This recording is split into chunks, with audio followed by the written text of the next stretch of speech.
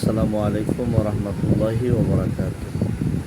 দূরে ও কাছে দেশ ও প্রবাসে যে যেখান থেকে সুন্নি ইমাম পরিষদ বাংলাদেশের পর্দায় আমাকে দেখছেন, আমি মুফতি রফিকুল ইসলাম ভুঁইয়া, চেয়ারম্যান সুন্নি ইমাম পরিষদ বাংলাদেশ। আজকে যে বিষয়টা নিয়ে আপনাদের সামনে উপস্থিত হয়েছি সেটা হচ্ছে কুল্লু নাফসিন যায়কাতুল মাউত। মহান আল্লাহ রাব্বুল আলামিন পবিত্র কোরআনে বর্ণনা করেন, যার এই পৃথিবীতে জীবন আছে সেই মৃত্যুর স্বাদ গ্রহণ করতে হবে।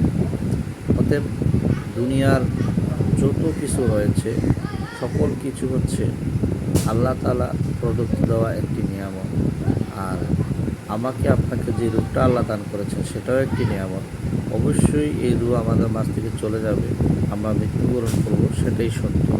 অতএব আমরা দুনিয়াতে থাকা অবস্থায় মৃত্যুর পূর্বে, মৃত্যুর পরবর্তী যে সরঞ্জামাদি রয়েছে, কবরের যে সামান রয়েছে, হাসর মিজান ফুলসিরাতের কামিয়াবির যেই রাস্তা রয়েছে, পথ রয়েছে, যেটার মাধ্যমে রসুলুল্লাহ সাল্লাল্লাহু আলাইহি সাল্লাম বলে গিয়েছেন যে হাসর ময়দানে আসতে হলে অবশ্যই আপনাকে আমাকে করতে হবে।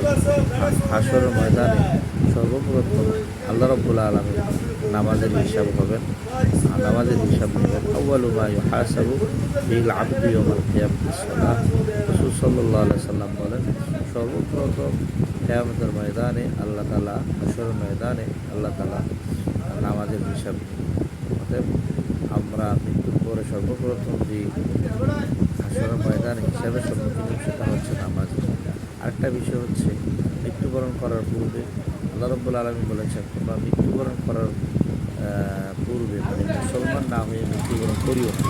অর্থাৎ যেহেতু মুসলমান না হয়ে মৃত্যুবরণ করিও না কথাটা আল্লাহ রাব্বুল আলামিন পবিত্র কোরআনে বলেছেন, সেই জন্য আমাকে আপনাকে অবশ্যই কী করতে হবে, প্রকৃত মুমিন মুত্তাকি পরেজগার এবং একজন মুসলমান হতে হবে।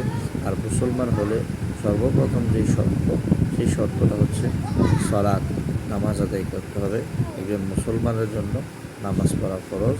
অর্থাৎ ইসলামে হুকুমত রয়েছে, ইসলামী স্তম্ভ 5টি রয়েছে: কালিমা, নামাজ, রোজা, হজ, যাকাত। কালিমার পরেই দ্বিতীয় স্থান রয়েছে নামাজ। এই নামাজটা আমরা বেশি বেশি আদায় করব। আল্লাহ রাব্বুল আলামিন আমাদেরকে বেশি বেশি নামাজ ইবাদত বন্দি করার তৌফিক দান করুন। আরেকটি বিষয় হচ্ছে আল্লাহর হাবিব সাল্লাল্লাহু আলাইহি সাল্লাম বলেন, মান হাফাযা আলা সলাতি কানাত লাহু আকরামাহুল্লাহু বিখামসাতিন। যে ব্যক্তি নামাজের হেফাজত করবে আল্লাহ তাআলা তাকে 5টি নিয়ামত দান করবে।